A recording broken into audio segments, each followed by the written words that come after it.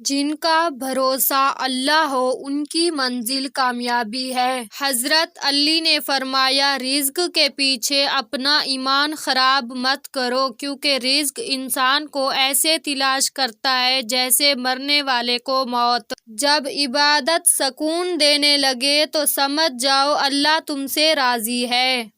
اگر التجائیں رد ہونی ہوتی تو اللہ یہ کبھی نہ فرماتا کہ مجھ سے مانگو میں دوں گا۔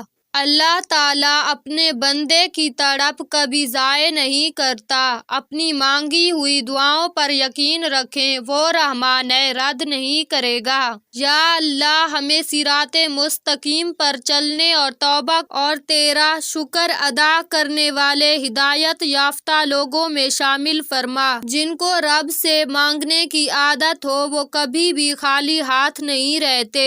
یا اللہ ہمیں اپنے سوا کسی کا محتاج نہ کرنا۔ تہجد کے وقت اگر آنکھ کھلے تو سمجھ لو کہ بلاوا آسمان سے آیا ہے۔ قرآن کہتا ہے، دلوں کے حال تم سے بہتر تمہارا اللہ جانتا ہے۔ سخت سردی میں گرم بستر چھوڑ کر رب کے حضور سجدہ کرنا بندگی کا اعلیٰ مقام ہے۔ صرف قرآن پاک ہی وہ سچا دوست ہے جو قبر میں بھی آپ کا ساتھ دے گا۔ اللہ تعالیٰ قرآن مجید میں ارشاد فرماتا ہے کہ جو کچھ تمہارے پاس دنیا میں ہے وہ ایک دن ختم ہو جائے گا، اور جو عمل تم اللہ تعالیٰ کے پاس بھیج دو گے وہ ہمیشہ باقی رہے گا۔ انسان کی اصل موت اس وقت ہوتی ہے جب وہ کسی کے دل اور دعاؤں سے نکل جاتا ہے۔ نبی کریم صلی اللہ علیہ وآلہ وسلم نے فرمایا، بندے کو اللہ کے ذکر سے بڑھ کر عذاب سے بچانے والی کوئی چیز نہیں ہے۔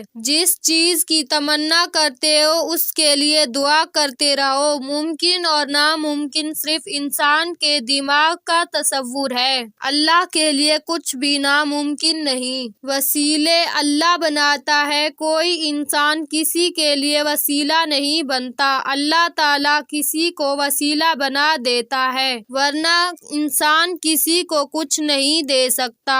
اگر نماز پڑھنے والے کو علم ہو جائے کہ کیسی رحمتوں نے اسے گھیر رکھا ہے تو وہ کبھی سجدے سے سر نہ اٹھائے۔ بس یقین رکھو اللہ پہ، وہ تمہیں ویران کنویں سے اٹھا کر سلطنت کا بادشاہ بنانے پر قادر ہے۔ اللہ تعالیٰ فرماتے ہیں، مت ہو پریشان، میرے بند کیے ہوئے دروازوں پر میں خیر لانے سے پہلے مصیبتوں سے گزارتا ہوں۔ جب تمہارا دل کسی کے گلے لگ کے رونے کو چاہے تو قرآن کو گلے لگا لینا، اور اللہ جب کسی کو معاف کرتا ہے تو اسے نماز کی توفیق بھی دیتا ہے۔